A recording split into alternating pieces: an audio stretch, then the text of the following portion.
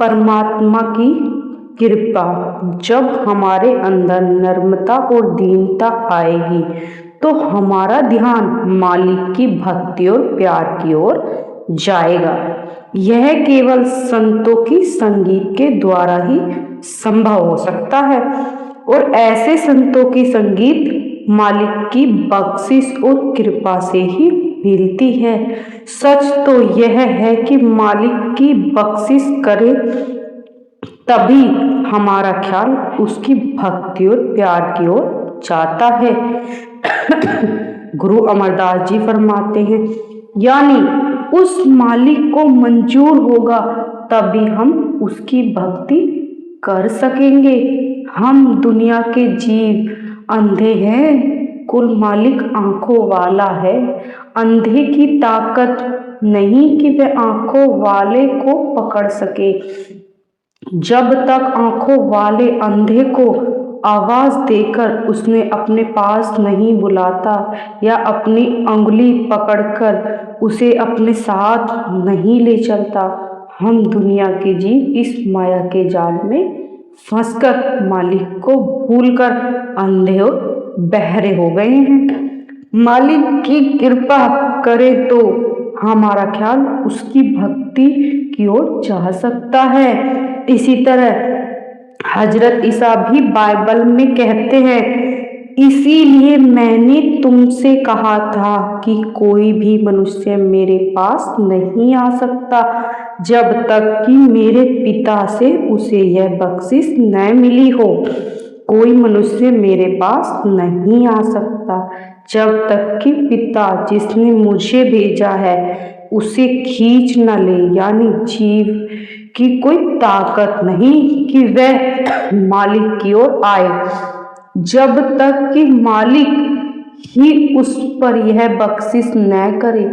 गुरु अर्जुन देव जी भी 12 माह शुरू करने से पहले फरमाते हैं, हे परमात्मा, हम अपने अपने कर्मों के कारण तुझसे बिछड़े हुए हैं।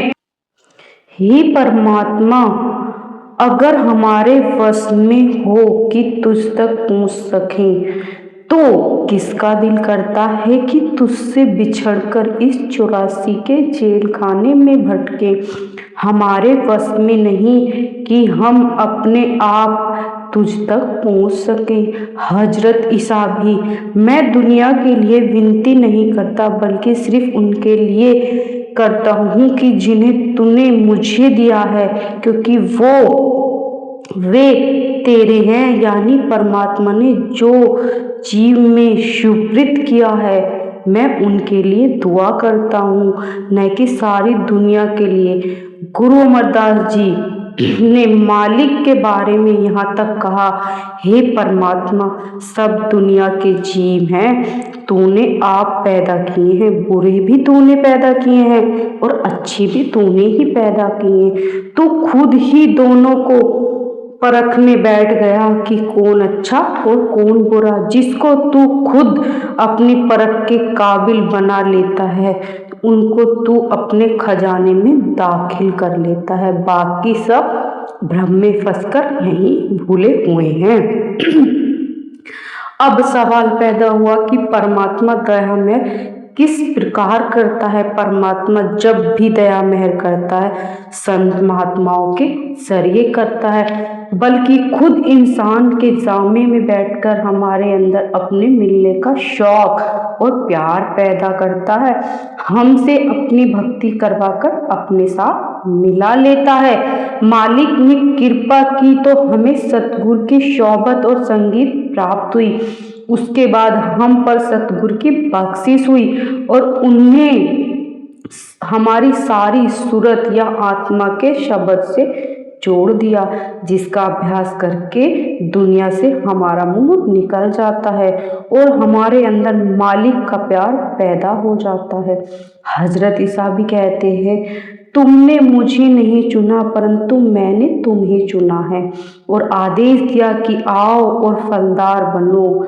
फिर फरमाते, जब तक मनुष्य को परमात्मा की ओर से न दिया जाए तब तक वह कुछ नहीं पा सकता। यानी जीव के बस में कुछ भी नहीं जब तक कि उस मालिक की गुरु की बख्शिश न हो। गुरु अमरदास जी फरमाते हैं, जो कुछ भी करता है वह परमात्मा खुद करता है। जब वह हमें अपने साथ मिलाना चाहता है तो सतगुरु के जरिए हमारा ख्याल शब्द से जोड़ देता है। संत महात्मा मालिक द्वारा भेजे जाते हैं और जिन जीवों पर मालिक की बख्शिश होती है उन्हीं को अपने साथ लेकर मालिक के अंदर समा जाता है। हजरत ईसा ने भी इसी का जिक्र किया, मैं उनसे हूँ और तू मुझमें, ताकि वह एक मिलकर पूर्ण हो जाए और संसार जान ले कि तूने मुझे भेजा है और जैसे तूने मुझसे प्यार किया वैसे उनसे भी प्यार किया। राधा स्वामी जी।